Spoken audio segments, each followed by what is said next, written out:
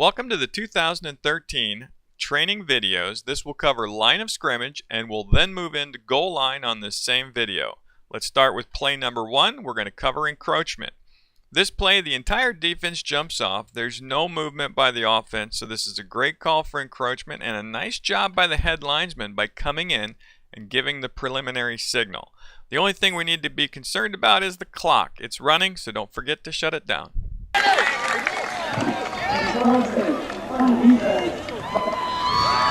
Remains first down. Trying to time it hard. Play number 2 is an encroachment call on the very first play of the game. So this was after a return or something. The ball should have been placed right at the 30, and I'm quite sure that the center probably, when he picked it up, adjusted it forward, which would make this not encroachment. So have a little leeway with these guys when the game's opening up and you know where the ball is supposed to be, because even though he does jump and he gets a little bit in there, I think it's partially because the center adjusted the ball. So give him a little bit of slack on this. We can always talk to him about it, but we don't need to be disrupting the game anytime something this close happens. Play number 3, encroachment possibility. It was a no call. I like it as a no call. And you can see that, boy, visually it looks like it might have been there.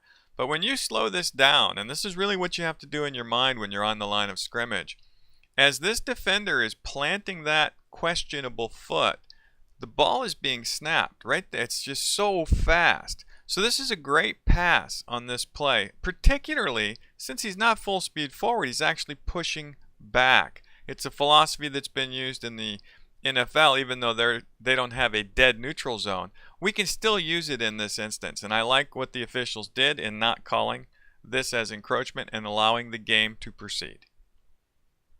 Play number 4, I believe, is a false start for simulating a snap. And the reason I believe it is because they do a real rapid jump style shift with a large number of people at the same time.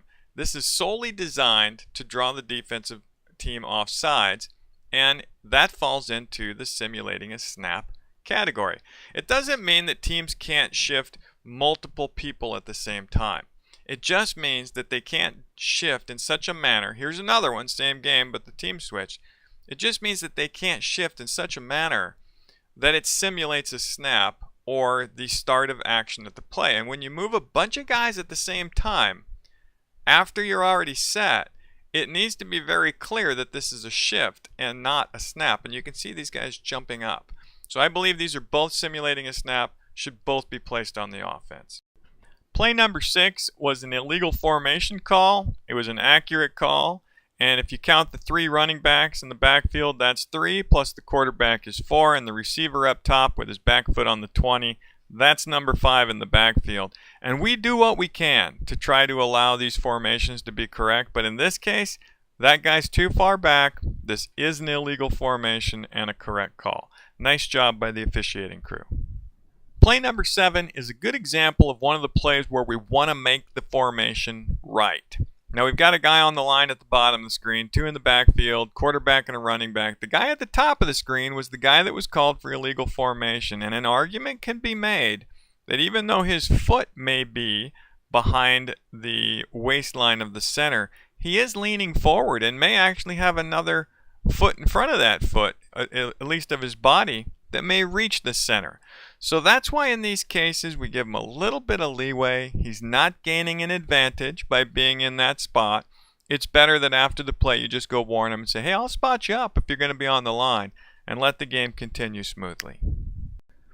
Play number 8, there's a potential for an illegal motion here. There was not an illegal motion foul called, and I'm in support of that. I like a warning on this, preventive officiating, because it's really tight. So when you look when he's moving up, you can see the ball's being snapped now. It's really close to when he makes that cut, and I think that that is worth preventive officiating and giving him a warning on. So hopefully that was done by this officiating crew.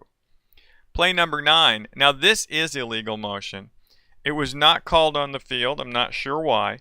But you can see number 13 takes a slight angle, which was okay initially. But then he changes his angle pretty drastically, squares his shoulders up, and moves upfield. So his first angle, I really wouldn't have had a problem with this. It's really within 1 yard, not much of a stretch. But when he takes that cut from this point before the snap and turns his shoulders up, he's moving a yard forward very rapidly, squaring his shoulders up.